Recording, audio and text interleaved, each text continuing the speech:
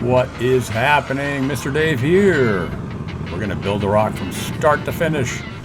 And here's some content from a course I just finished, a full 7 hours plus of material. We're going to start and look at how we make fake rocks. And this way, we're going to be doing it with a very quick way, just smashing the rebar into the ground. Now, I don't normally do this, but it's another way to do it in raw land with individual rocks, landscape boulders. The course is about making easy and cheap landscape boulders. And so without any conduit or drain lines or water lines under the ground, you can just smash them in. I'm using the bender bar, Hakey bar I'd like to call it, right there. And that's just smashed in. You just slide them in the handle.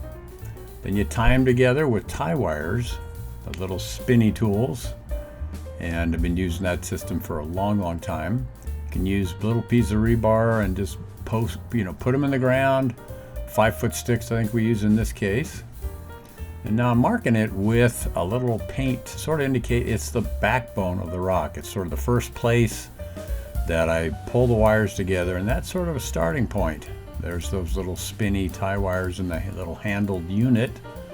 And so we just go ahead and bring it together. Use 2 bender bars when you're making your rock so you can really get tight bends, kind of control what the rebar does. So again, we're going from start to finish in this really quick video here.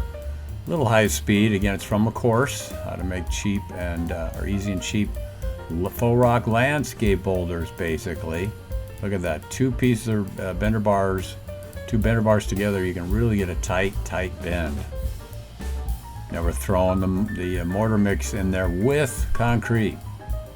So like 3 bags of concrete, 1 bag of mortar, and that makes it stickier and more able to hold the vertical shapes as opposed to just raw concrete. So bringing it on down here in the good old wheelbarrow, and made a little dip, a little trench here, so I'm gonna get full coverage over the rebar just before it goes into the ground. So we're just digging that out, clearing it out, shoveling it in directly into that little trench,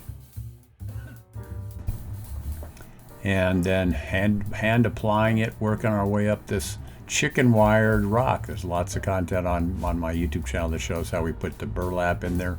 Chicken wire on top. The course goes into all that in great detail, so you can definitely take your time and learn how we do this with all the tools and equipment needed. So pushing it in there down at the bottom of the little rebar rocks that we smashed into the ground. And again, that whole thing has an actual flat sort of footing space, so that thing will not go anywhere. Even if you cut all the rebar off, it would still be there and stay real stable. Slowed this little section down to show you. Put a handful down and then work it up with that pool trowel. That's a trowel with sort of a roundy end on both sides. And that's a very popular trowel for all the fake rock guys out there. The square ones are a little more of a challenge, but the round end makes you be able to put it on with roundy surfaces on the rock shapes that we're always using and making. You can see the little detail there in the rock. And now I've moved forward in time to having completed the the concrete application. Now we're doing the texture coat, throwing on that colored powders. Again, the course goes over all this stuff in great detail. Get it wet as it gets hard. And then we're starting to cut in our little detail and texture with our trowels. Those little brushes are amazing. You just carve it in. Look at the real rocks. You can see them behind me. They're all around our yard, so you can use that as a guide. Oh, look at that. So simple, just poking, and you want to refer to the real thing to make sure you get the shapes right. Mixing up my paint, you can see the bench rock in the back, which we go over in the course as well. Start to finish completely. Then you just pump the little sprayer bottle up and spray it onto the rock surfaces.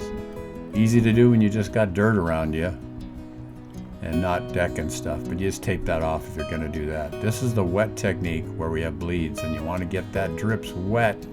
There you go. No problem. All gone. So it's a natural sort of bleeding or antiquing look. It's one of my favorite steps when we're making our rock work and stuff. It's so awesome. It's so fast, so easy.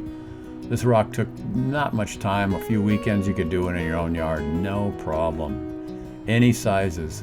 Any scale, really, just about, all mixed by hand. So there's the finished rock work there.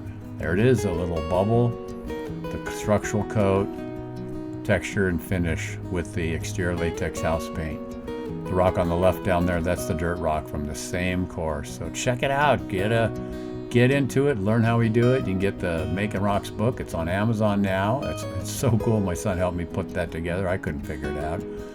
But it's so cool to have pages you can take a look at. It's also an ebook, and you can just get that at davehenderson.podia.com. Thanks so much for watching my videos and getting into the rock world. All right.